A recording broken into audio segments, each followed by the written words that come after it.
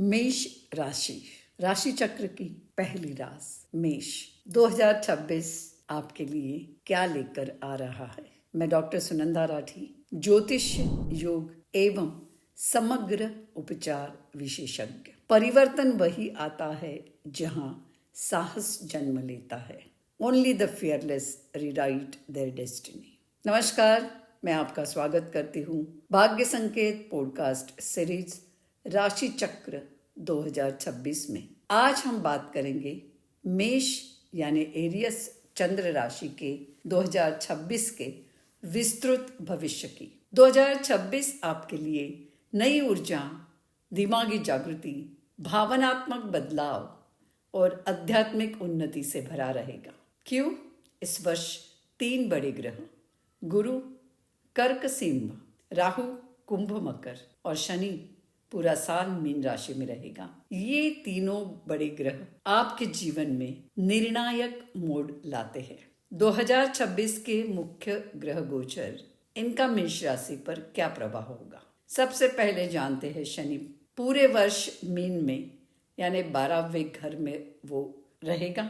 यह आपकी 7.5 का दूसरा चरण है और इसके परिणाम क्या होंगे? अंदरूनी बदलाव, आप अंदर से बदल रहे हैं। आप इसका एहसास कीजिए। पुराने जो कर्म थे वो निपटाए जाएंगे। अनिद्रा हो सकती है क्योंकि आप ओवर थिंकिंग करते हैं। विदेश यात्राएं, इस वर्ष आपकी विदेश यात्राओं का योग है। आध्यात्मिक गहराई, आप अध्यात्म से जुड़ाव महसूस करेंगे। और हाँ, खर्च बढ़ने की संभावना। तो यह वर्ष आपको डिटॉक्स, डिक्लटर, डिसिप्लिन की ओर ले जाने वाला है। गुरु यानी जुपिटर 1 जून 2026 तक गुरु महाराज मिथुन राशि में है। 2 जून 2026 से 31 अक्टूबर को कर्क राशि में विराजमान रहेंगे और 1 नवंबर से 24 जनवरी 2027 तक सिंह राशि में ये प्रस्थान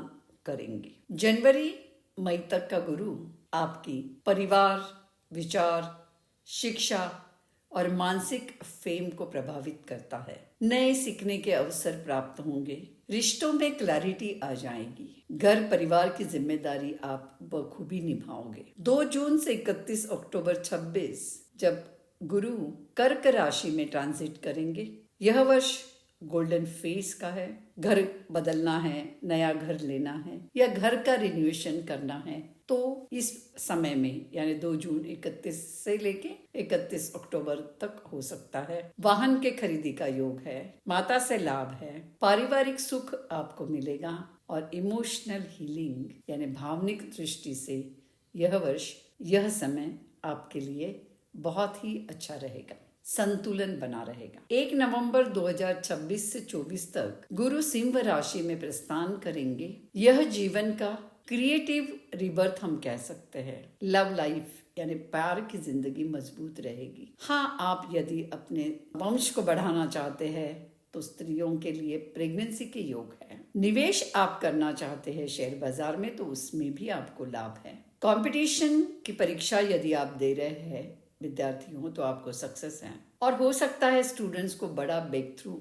यह समय दे जाएगा। तो इस वर्ष गुरु महाराज की आपके ऊपर कृपा रहेगी। आइए राहु केतु क्या कहते हैं ये हम देखते हैं। 25 नवंबर 2026 तक राहु कुंभ यानी आपकी 11वें घर में है। आपके लिए यह रिमार्केबल गेन पीरियड है। बहुत लाभकारी समय है। सोशल इम्पोर्टेंस बढ़ेगा। आपको कोई अच्छा पद मिल सकता है। आपके कॉन्टैक्ट्स बड़े बड़े लोगों से हो सकते हैं। आपका नेटवर्किंग भी बढ़ सकता है और इस नेटवर्किंग के से आपको धन भी प्राप्त हो सकता है और कुछ सपने आप देखते आ रहे हैं। फुलफिलमेंट का अवसर ये राहु आपके लिए लेकर आ रहा है। 26 नवंबर राहु का ट्रांजिट मकर राशि यानी आपके 10th हाउस में होने वाला है।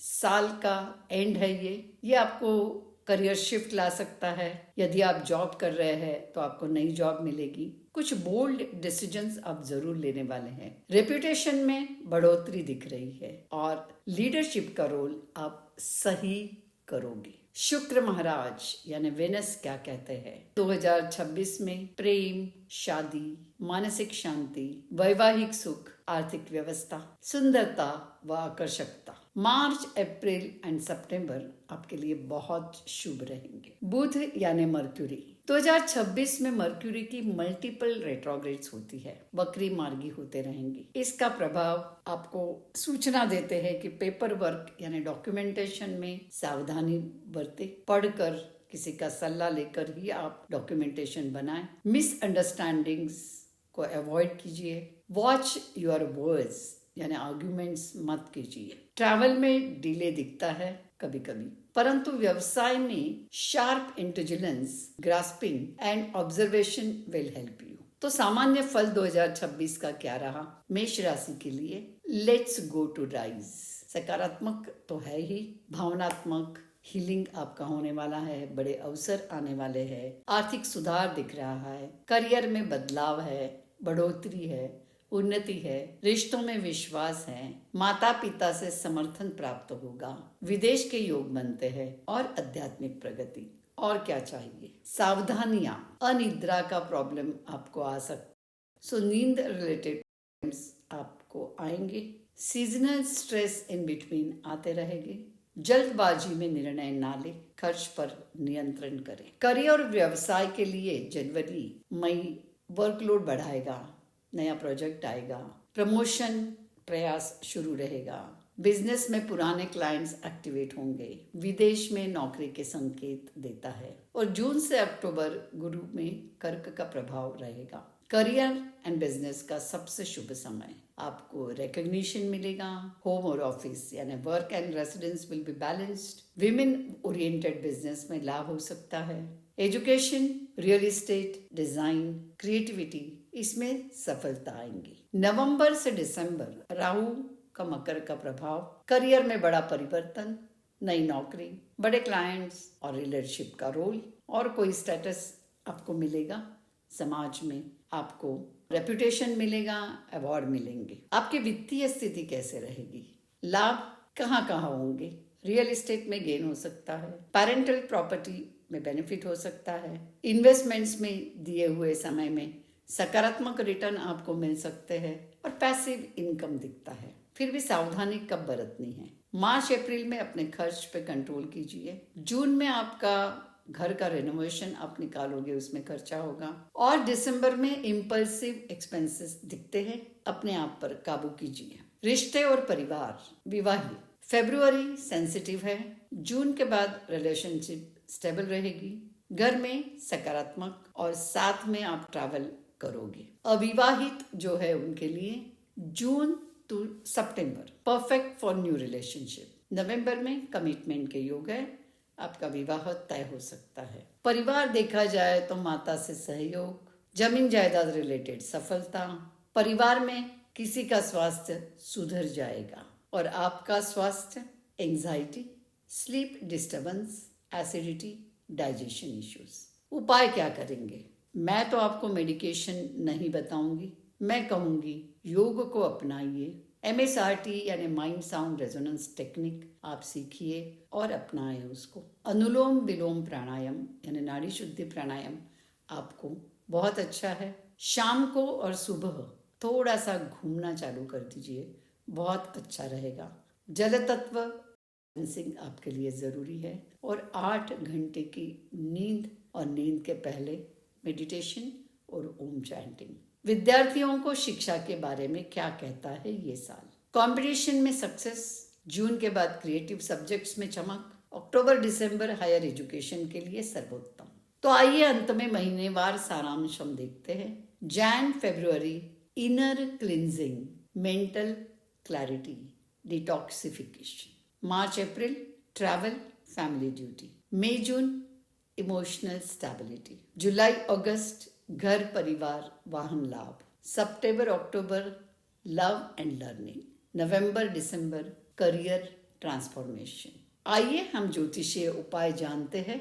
मंगलवार को हनुमान जी के लिए हनुमान चालीसा जरूर बोलिए। शनिवार को हनुमान जी के दर्शन कीजिए, तिल का तेल दान कीजिए। कभी कभी रुद्राभिषेक करना भी बहुत अच्छा रहेगा। चंदन कपूर और धूप जरूर जलाइए और वातावरण की शुद्धि कीजिए। यौगिक उपाय तो मैं बताऊंगी, क्योंकि मेरा काम ही है आपका हीलिंग करना और आपको मार्ग दिखाना। त्राटक कीजिए। पेट यानी प्राणिक एनर्जाइजेशन टेक्निक, जो एडवांस टेक्निक है, साइंटिफिकली डेवलप किया है इस व्यासा ने, वो कीजिए। सूर्य नमस्कार जरूर डालिए और योग निद्रा, DRT या शवासन को अपनाइए। तो अंत में इतना ही कहूंगी, जिसने स्वयं को समझ लिया उसका भविष्य हमेशा चमकदार होता है।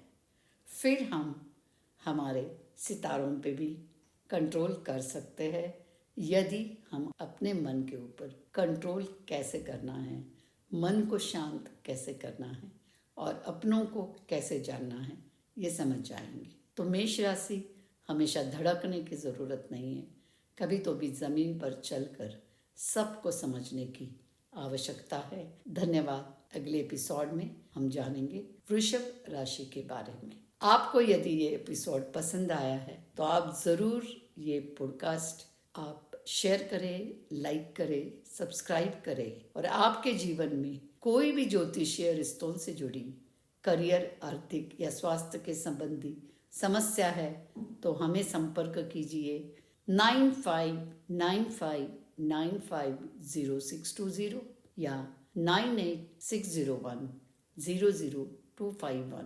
आपको मेरी अपॉइंटमेंट बुक करना है तो विजिट माई साइट